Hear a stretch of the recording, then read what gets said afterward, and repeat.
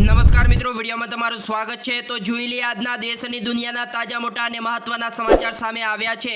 તો મિત્રો આ સમાચાર ધ્યાનથી સાંભળી લેજો। સૌપ્રથમ મિત્રો વાત કરવામાં આવે તો ભારતમાં ખુલવા જઈ રહ્યો છે એપલનો ત્રીજો સ્ટોર।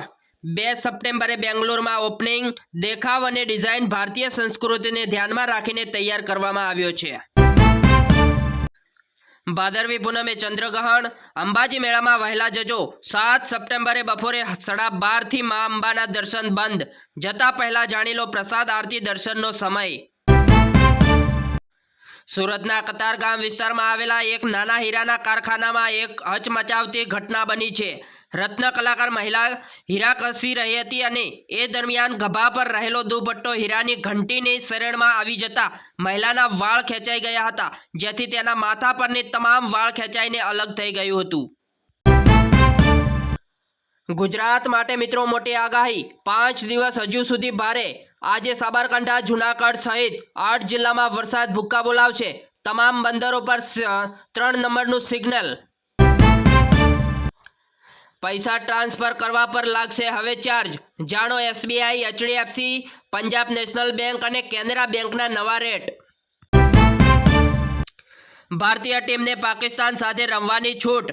દેશમાં ભારે વિરોધ વચ્ચે સ્પોર્ટ્સ મંત્રાલયે ગુરુવારે ભારતીય ક્રિકેટની ટીમને એશિયા કપમાં પાકિસ્તાન સાથે રમવાની મંજૂરી આપી દીધી છે। મંત્રાલયે કહ્યું છે કે ખેલાડીઓને તટસ્થ સ્થળ પર વૈશ્વિક ઇન્વેસ્ટર ભાગ લેતા રોકાશે નહીં। હવે ટિકિટ હશે તો જ પ્લેટફોર્મ પર એન્ટ્રી મળશે। નવી દિલ્હી રેલવે સ્ટેશનનો ટ્રાયલનો બીજો તબક્કો શરૂ।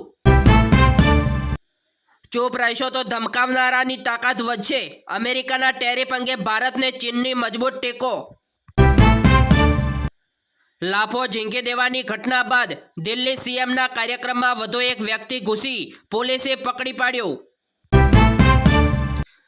વડાપ્રધાન નરેન્દ્ર મોદી આજે બિહારની મુલાકાતે, જ્યાં ગયા મહિનામાં તેમણે 12,000 કરોડથી વધુના વિવિધ વિકાસ પ્રોજેક્ટનું ઉદ્ઘાટન અને શિલાન્યાસનું કર્યું હતું। ત્યારબાદ તેમણે એક જનસભાને સંબોધિત કરતા લોકસભામાં રજૂ કરવામાં આવેલા નેતા મંત્રીઓની ધરપકડના બિલ વિશે આક્રમક અંદાજમાં નિવેદન આપ્યું। મધ્યપ્રદેશના મુખ્યમંત્રી ડોક્ટર મોહન યાદવે ભગવાન શ્રી કૃષ્ણના માખણચોર ટેગને ખોટો ગણાવ્યો। તેમણે કહ્યું છે કે ભગવાન શ્રી કૃષ્ણ માખણચોર નહોતા। દેશના ટોચના ધનિક ઉદ્યોગપતિ મુકેશ અંબાણીના માતા કોકિલાબહેન અંબાણીની તબિયત અચાનક લથડાતા હોસ્પિટલમાં દાખલ કરાયા હોવાના અહેવાલ।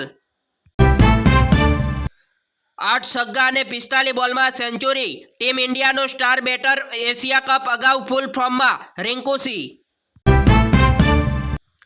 મુંબઈના અટલ સેતુ પર હવે ઇલેક્ટ્રોનિક વાહનોને નહીં આપવો પડે ટોલ, સરકારે કરી મોટી જાહેરાત। બિહારના મતદારોને મોટી રાહત આપતા સુપ્રીમ કોર્ટ ચૂંટણી પંચને મહત્વનો આદેશ આપ્યો છે। સુપ્રીમ કોર્ટ ચૂંટણી પંચને કહ્યું છે કે મતદાર યાદીમાં સુધારા માટે 11 દસ્તાવેજોમાંથી આધાર કાર્ડને પણ સામેલ કરો, તેમજ બિહારમાં મતદારોની યાદીમાંથી બહાર થયેલા મતદારોની અપીલ સ્વીકારવામાં અને સહાયતા પ્રદાન કરો। ભારતે અગ્નિ 5 મિસાઇલનું પરીક્ષણ કર્યું। આ મિશન દિવ્ય શસ્ત્ર નામ આપવામાં પણ આવ્યું છે। બિહારમાં ચૂંટણી પહેલા ભાજપનો મોટો ખેલ, પીએમ મોદીની સભામાં દેખાયા આરજેડીના ધારાસભ્યો। બોઈંગના વધુ એક વિમાનમાં ખામી, 12,000 ફૂટ ઉપર વિમાનના પાંખાનો એક ભાગ તૂટ્યો।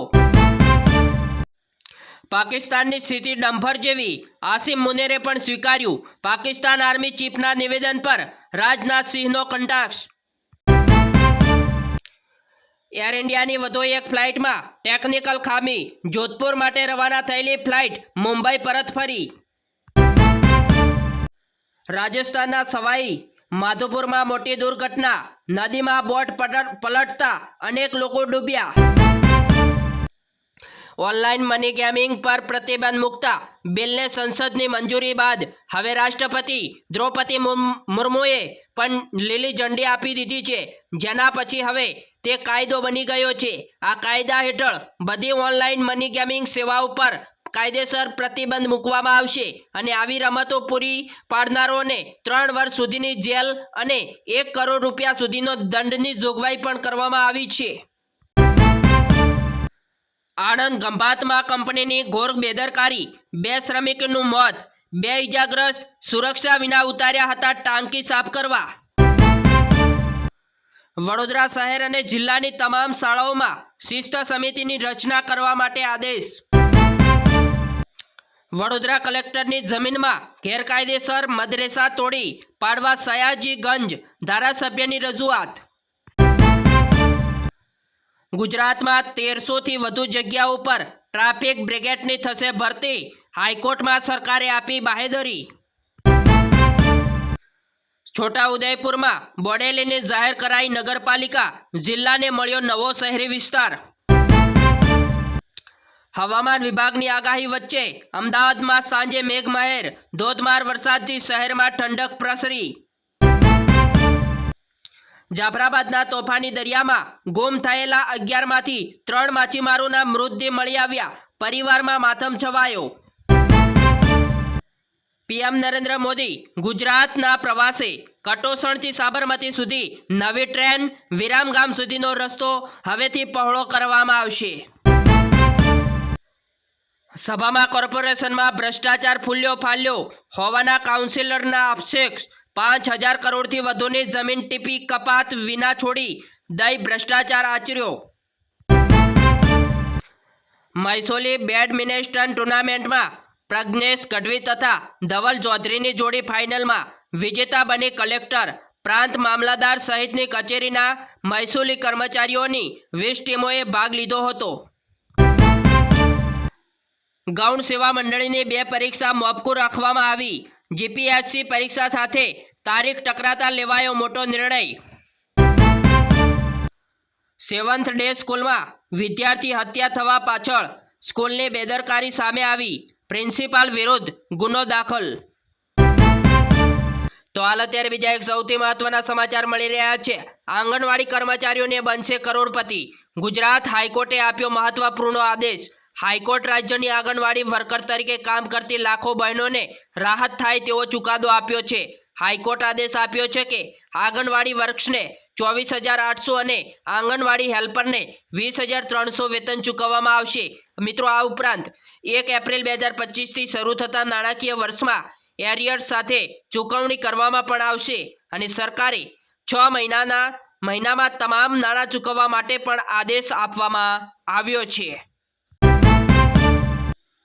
વૈશ્વિક ઉભરતી બજારોમાં રોકાણ કરતા રોકાણકારો ભારતથી દૂર થઈને ચીન, દક્ષિણ કોરિયા તથા હોંગકોંગ જેવી ઉભરાતી બજારોની ઇન્વેસ્ટીસમાં રોકાણ વધારી રહ્યાનું પ્રાપ્ત ડેટા પરથી જાણવા મળ્યું. શેરબજારની સળંગ 6 દિવસથી તેજીની બ્રેક. સેન્સેક્સ 572 પોઈન્ટ્સ તૂટ્યો. ઓટો આઈડી શેરમાં પ્રોફિટ બુકિંગ.